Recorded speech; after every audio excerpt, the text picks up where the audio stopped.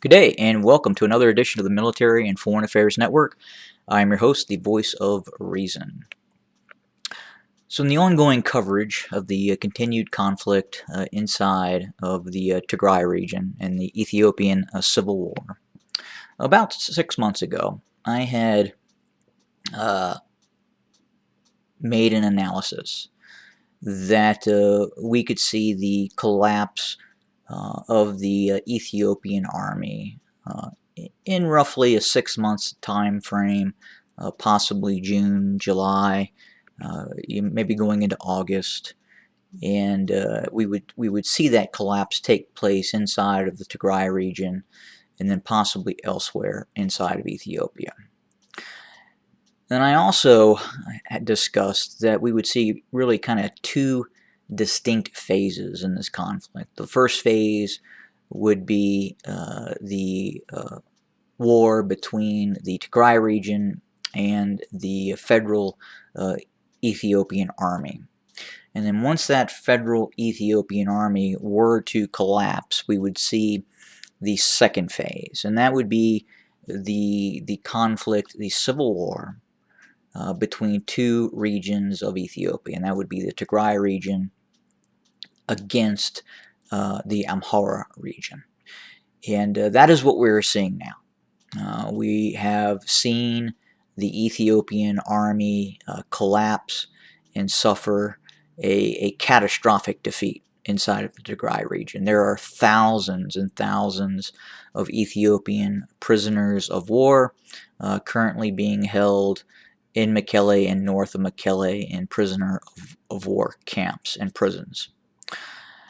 And we are now seeing continued rhetoric from the Prime Minister of Ethiopia, who is being pressured by groups inside of the Amhara region to continue prosecuting a war. Unfortunately, the ability of the Ethiopian army to continue prosecuting a war is not very much. They do not have the capabilities right now to launch an offensive, and we heard Abiy Ahmed talk about a second declaration of war against the Tigray region. And what he really means by that, he means that they are, when I mean they, the Ethiopian government is turning over weapons and instruments of war to these Amhara militias for the Amhara militias to attempt to prosecute some sort of war.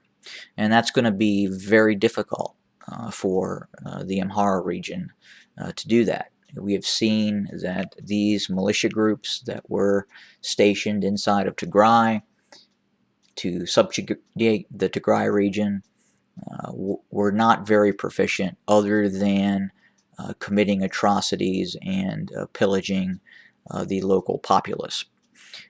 When the Amhara militias were to engage the TDF in open conflict, like we have seen around Alamata and Korum, they were defeated in zone and fled the battlefield. So we can expect more of that, but it would seem that is the methodology that the Ethiopian federal government is now encouraging.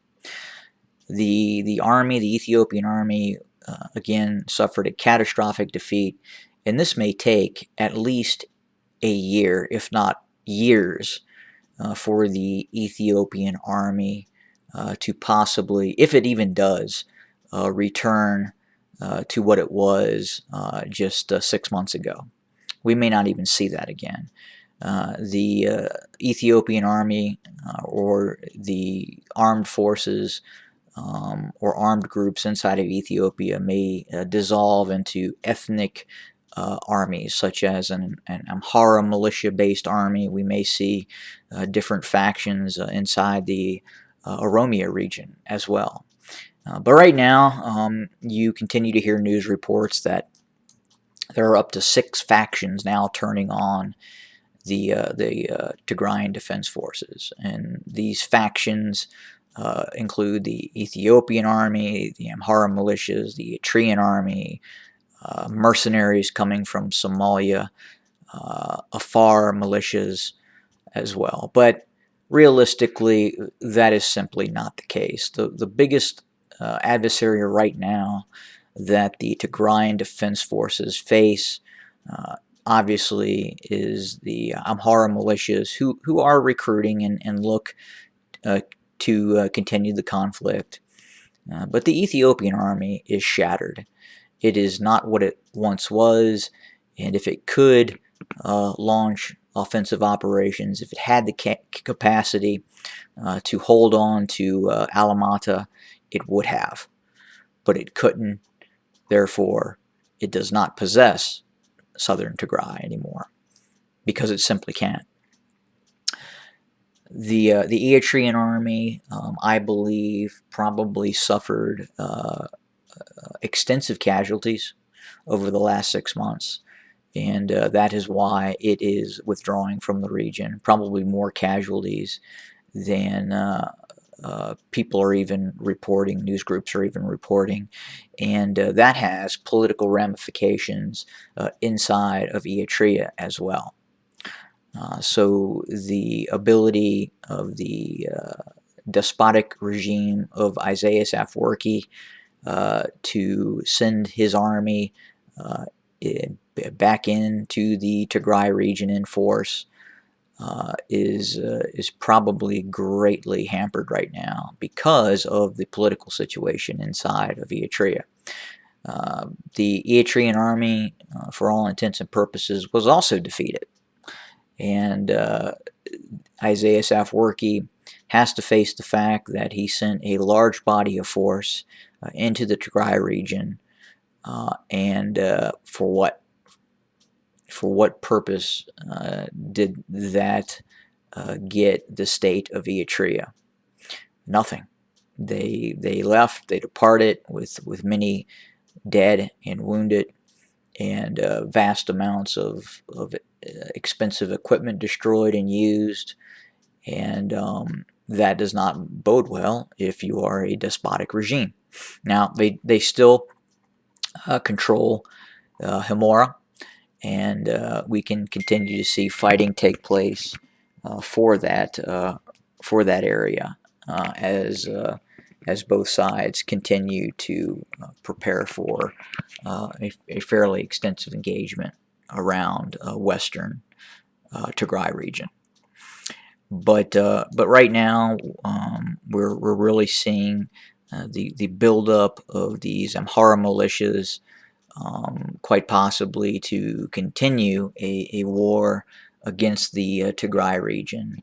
But that, at least in the short period of time, in the next 1 to 2 months, is not going to bode well for these Amhara militias. They are simply not trained, they are not equipped, and that has been proven in recent battlefield reversals.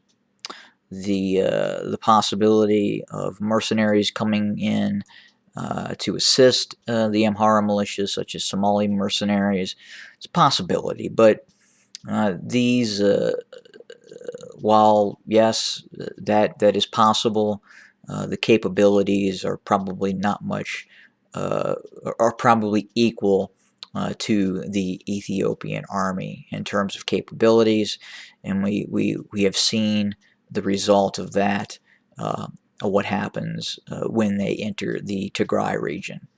And I would predict that same sort of outcome that we have seen with the Ethiopian army, that would also occur with the Somali mercenary units. The Ethiopian army, again, is going to have to go through a period of extensive rebuilding, and we may see the first signs of that now with agreements with the Russian Federation. I would imagine we would see elements of the Wagner group enter Ethiopia with a train and equip program. Another big concern is we could see actual Wagner units on the ground engaging the Tigray Defense Forces. I would not rule that out. these Wagner units could be positioned directly with Amhara militia or even Ethiopian units and serve as a force multiplier in any type of future engagements that could occur. But right now, the the Amhara forces, the Ethiopian forces, have been defeated and have fled the Tigray region with the exception of western Tigray.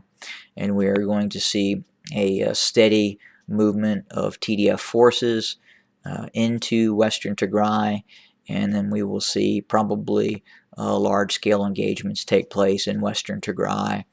And if past performance is indicative of future results, in the case of these Amhara militias and Eritrean units and the remnants of the Ethiopian army, we will also see them remove themselves from western Tigray as well. And then the question is, what's next? Does the hostilities continue between the Tigray region and the Amhara region? Only time will tell. Thanks, everybody. Have a great day.